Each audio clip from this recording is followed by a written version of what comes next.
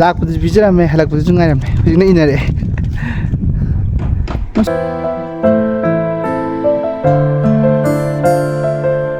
ꯅꯨꯡꯇꯤꯒꯤ ꯇꯣꯏꯂꯦꯠꯇ ꯑꯣꯕꯟ ꯄꯥꯔꯤ ꯃꯁꯤ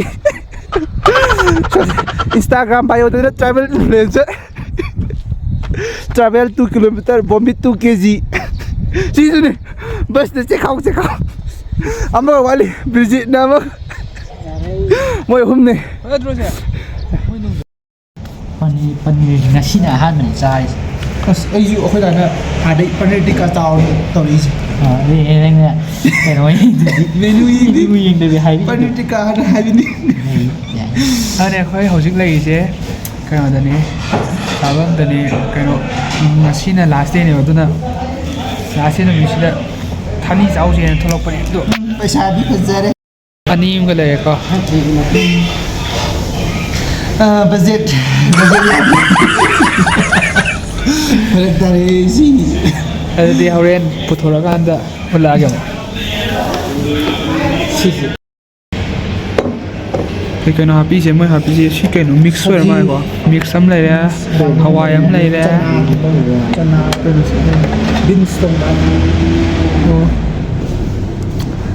Hawaii thằng mà đã mà đi lâu mà tân du học về này được tân đi putorok tre sao mà học được rồi nè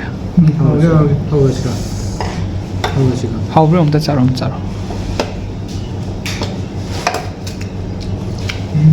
thum năm rồi để ông sao lại chị mix đi hay là đi học đi chị đi hỏi Hawaii chị Hawaii gì cơ Hawaii số hỏi 자 신비 누가 잡고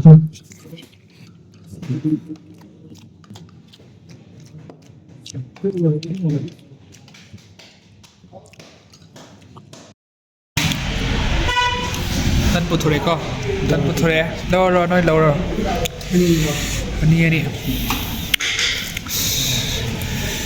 thank you tăng cường một số cấp mỹ tali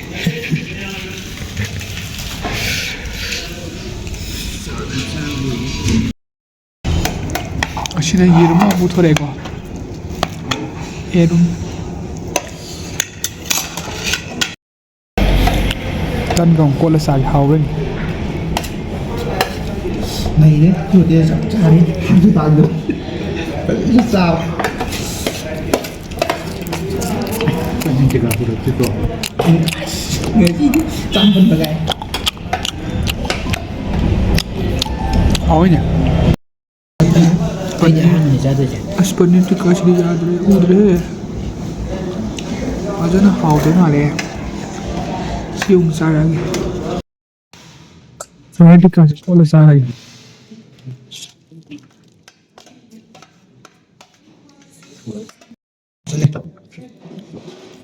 Susunod na sunod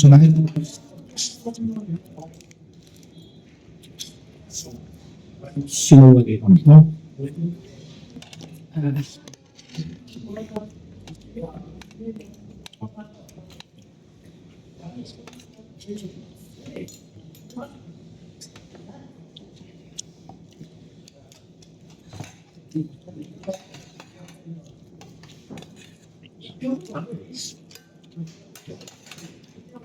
ôi đối mất cái sao mà Mukbang है यार दे दो anh Xong rồi hỏi người coi đâu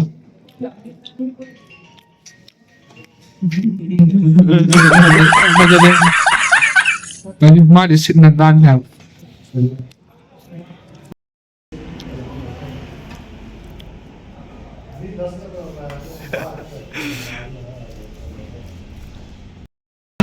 sao ông có phần gì bạn phần gì là hai đứa bạn một thời mới làm gì ăn rẻ vậy liền à mấy cái sang làm đến sao phần gì ví dụ chỉ đấy hết Ủa gì vậy? Ấy sao sao mà lẹo?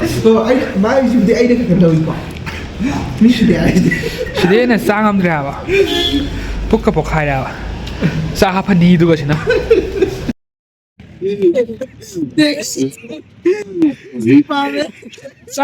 싹 답답해 싹 토가 사이다 타러 온도래비. 까먹으면 해봐. 넘매 해봐지. 야 와리 해봐. nanti 2 kilometer wow wali haba ako kilometer ako jatuh je sabam desi lihat ba mấy ba này bro không thể mi yam lại tali anh nằm kịp rồi năng kia mi yam lại anh nằm kịp sal phê hai sal isa mi tu ngam ya wali kilometer ani ne wali se 궁엄 지덩시덩 가갔더니 뭐 예. 어머.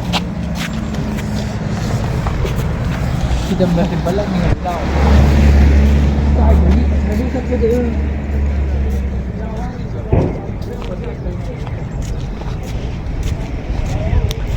kilometer humalim ni aduh agam ba tập tay ra xe lấy tay nhá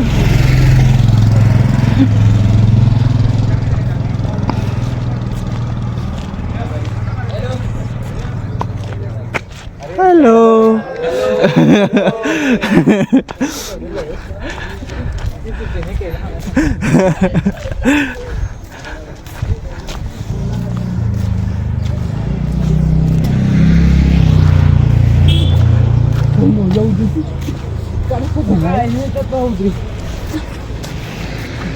Yam xin bánh nhá, có tiền dụ yêu là lâu nhỉ.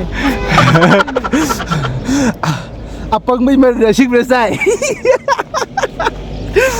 bus tin naging hotel papi dia tu waterfall mountain view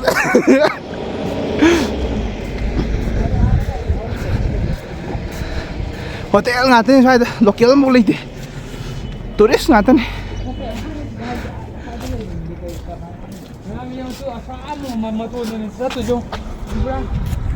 sinasuna kayo maton ako nasuna kayo maton singsiyap tan ay tourist natin local mo ulit sa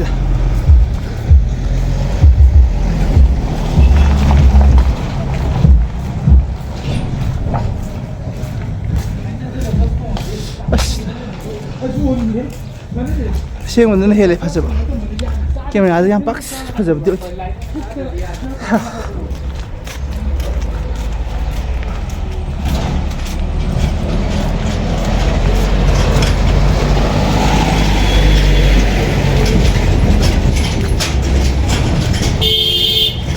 nah Đấy này.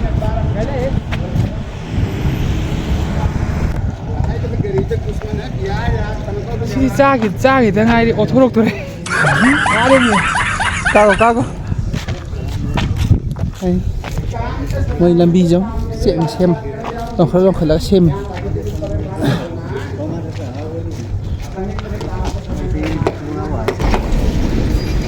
bike ren gari scooty ren no sure mayam na segundo ka natin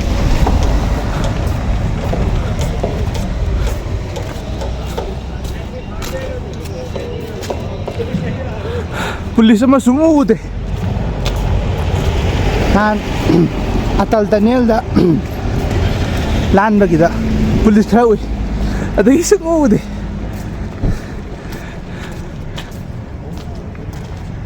siya phaujan người siya local road này tay main road này tabi ay makamit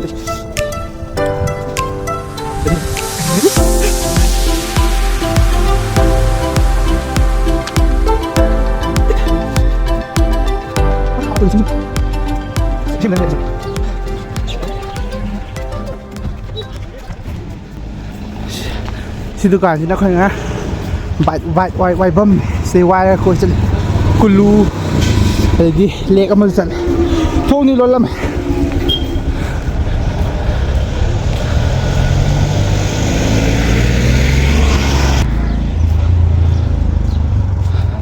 to asi mo school ni yam ka din naman roy hey school ni na permit ki kaya ulit ng ate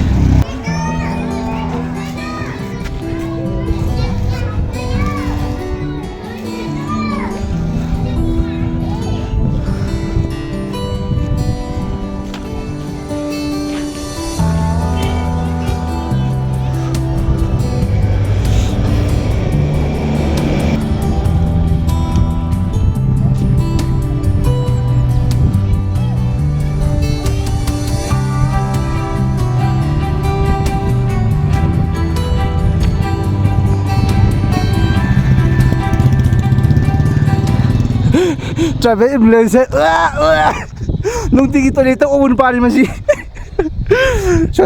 Instagram bio na travel influencer travel 2 kilometer vomit 2 kg sino ni bas na check out ama wali Bridget na mo moy humne Ano siya? Uy, nung ba? wah lanjut lang mai na nalo Ano dali? wah Sarang nilgi kita po bigis. pajad Sa tu bihar ka no eh. vlog ni Sino bigyan? yo ako dahil sumaang da kaida decoration thamnai mo sa di Tadali. tadale langchik lang ke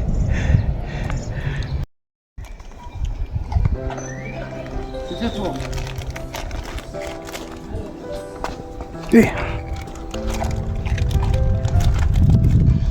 Inaray naman. Lakot sa video namin, halakot sa nga namin. Hindi na inaray. Masal. Basta, huy. Lang friendly, oy. Sigladi kang di. Sigladi kang di. Yang, kaya ito inaktin. Kaya ang tawag na mama, pera. Tayo dyan. Tayo dyan. Eh, naman yung tawag na ko, no?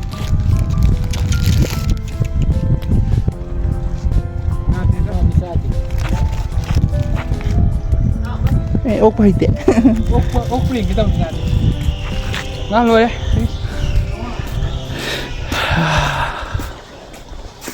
Mundo ko ata.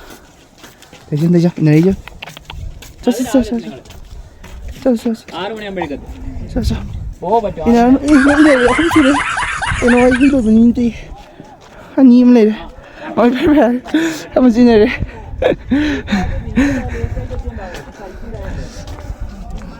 Tiyo.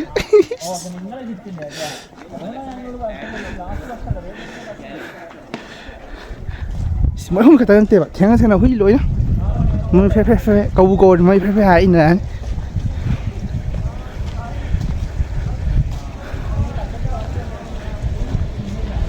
tụi em sao em cái thằng này chứ biết là cái là bồ là cái bài cái pin tát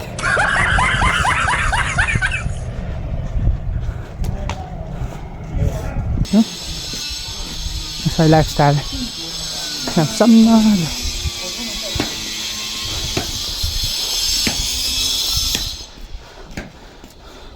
mới cái roofing style chứ hay phải biết phải design mà đúng không? Asi kan nam unta kan khang nan unta kan da pang asi da nap lai kiel gina ba hana plate che pak tau de asi roofing style nung ne se nung apak pa Marun jel laga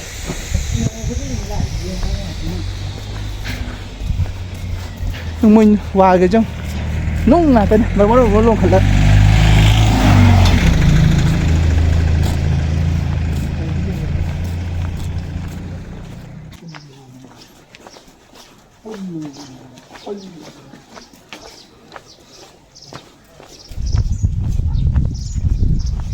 Masai living style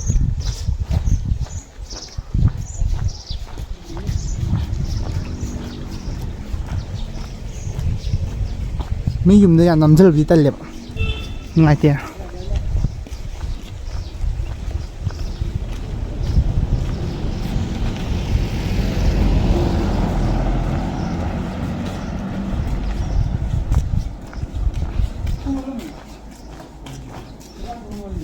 này à đào đi mua hay lạc bật đều hay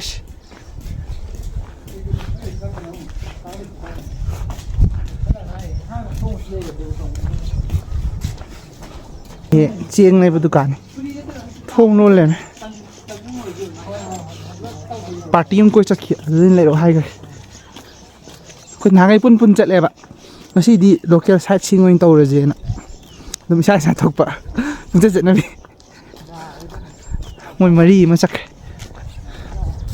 มวยรถอมดะคอยบ่มเลยนะ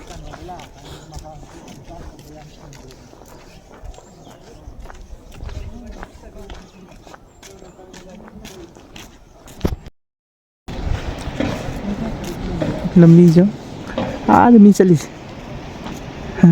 chỉ lôi la là chỉ tiền phải ꯀꯥꯔ ꯊꯧꯔꯛꯏꯁꯦ ꯋꯥꯠꯂꯤ ꯑꯩꯈꯣꯏ hotel ꯌꯧꯗ꯭ꯔꯤ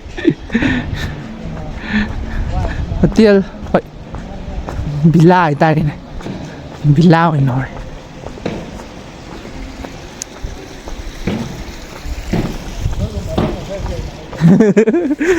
ꯑꯩꯈꯣꯏꯒꯨꯝꯕ ꯃꯤ ꯑꯃꯨꯛ ꯆꯠꯄꯨꯗꯤ ꯒꯥꯔꯤꯗꯪ ꯆꯠꯂꯦ ꯑꯩꯈꯣꯏꯒꯨꯝꯕ ꯑꯃ ꯂꯩ ꯇꯥꯗ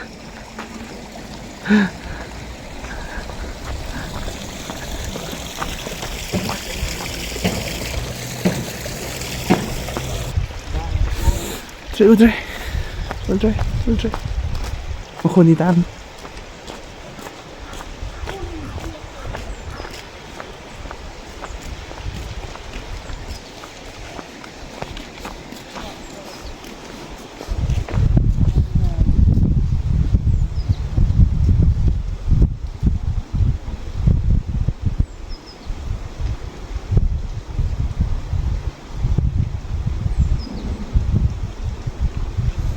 여기서 이제 아착했다. 아삭이다. 다 그래.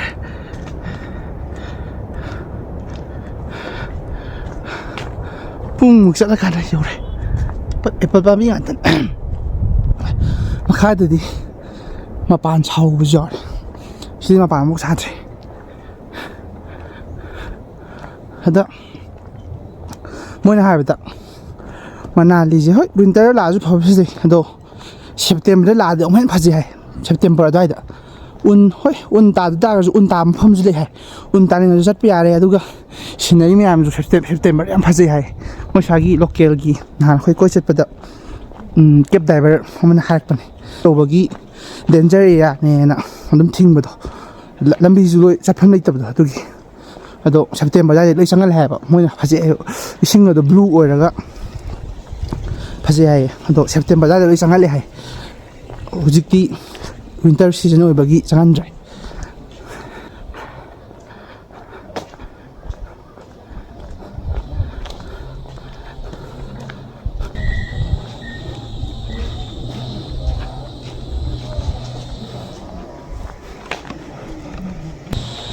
시리즈 그게 뭔가 잘하네 마이 아웃 볼 ꯌꯥꯝ ꯇꯣꯏ ꯃꯥꯡꯗꯣꯏ ꯃꯥꯜꯂꯦ ꯉꯁꯥꯏ ꯀ꯭ꯔꯤꯀꯦꯠ ꯁꯥꯟꯅꯁꯦ ꯅꯥꯀꯟꯗꯅ ꯍꯦꯟꯅ ꯆꯤꯡꯅꯤ ꯁꯤꯗꯒꯤ ꯀꯃꯥꯏꯅ ꯀꯜꯂꯤꯖꯥꯠꯅꯣ ꯈꯪꯗꯦ ꯄꯨꯡꯃꯨꯛ ꯆꯠꯂ ꯃꯇꯨꯡꯗ ꯌꯧꯔꯦ ꯑꯩꯈꯣꯏ ꯂꯩꯐꯝꯁꯤ ꯌꯧꯔꯦ ꯁꯤꯗ ꯁꯥꯒꯠꯂꯤ ꯀꯟꯅ ꯃꯣꯏꯁꯨ ꯑꯩꯈꯣꯏꯅ ꯃꯁꯤ ꯐꯥꯔꯁ ꯐ꯭ꯂꯣꯔꯗ ꯂꯩꯕ ꯃꯣꯏꯗꯤ ꯌꯦꯡꯉꯨ ꯀꯣꯛꯇ ꯅꯪꯒꯟꯗ ꯄꯨꯔ ꯂꯣꯏ ꯀꯥꯈꯠꯂꯦ ꯑꯗꯨꯕꯨꯗꯤ ꯑꯩꯈꯣꯏꯁꯨ ꯀꯥꯈꯠꯂꯤꯗ ꯍꯥ चलो नंग ला रहा है रा सोदी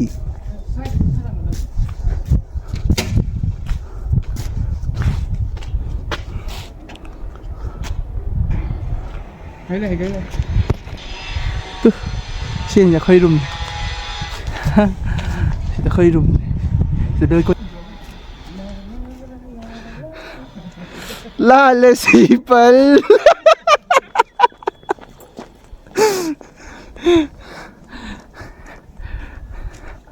अफाव इन्फ्लुएंसर का मालूर जान मी की थेंगनाबदा हाय खरा तरकदी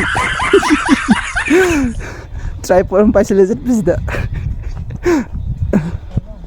वाह बस सिदी याम पा उद्रे सिदी बिला resort hotel ngatan leimens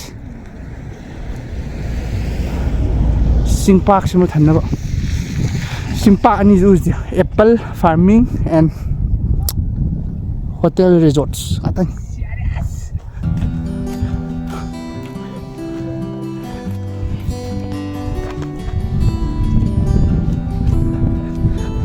Ren, nam do na try man.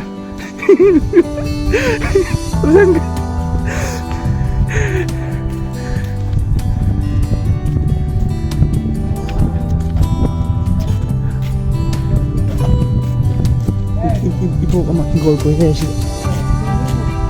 Ha, pali. Kumo. Doctor to si sing din. Sing din. Ay di sa mamani sa trip ni. Waterfall fazab level. Kasi uri tu waterfall. Ah, cendera hijau. ama ton dan khoi han ka wi wani ka ngamaroi wani view yang leke ko camera yam phajab di oi di aseng yam phajab lambi me anju hoi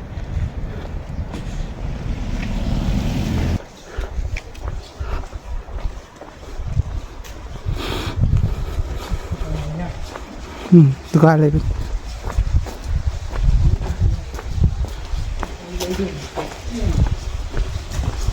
yaw bro seeing thief da khoi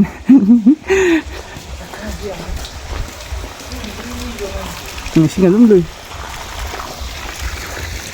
aside ka ke deba barot parsum waterfall ada maton bukai maton hai di maton mang ata ju makhong ai tai awang side ka ke den ai bi ka side ka khalo aduga marakta ke no leibani marak pokti ka ore je ba tam ka la idra kilometer ahumuk laaga waterfall gi lambi gi mayaida stall am phamme da dry apple yole na ko in sarak pe leujin amuk kare ching waterfall yongam ra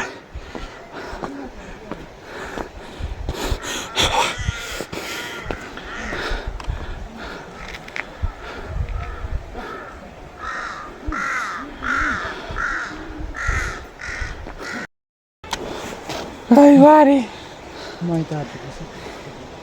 Hello guys, I am top of the town. Ate, sorry. hello guys, I'm under the water ching maya ji so